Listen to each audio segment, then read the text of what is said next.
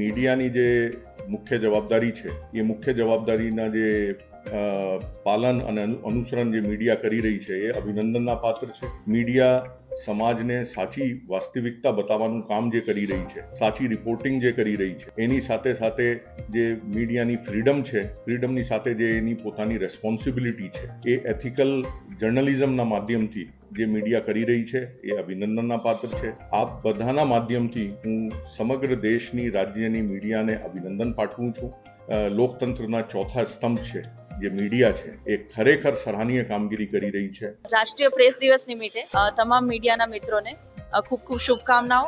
મીડિયાનો લોકતંત્રમાં ખૂબ જ અગત્યનો રોલ છે અને મીડિયાની સકારાત્મક ભૂમિકા ખૂબ જ સારી કામગીરી કરવામાં અને દેશના વિકાસના ખૂબ જ સારો ફાળો આપી શકે છે.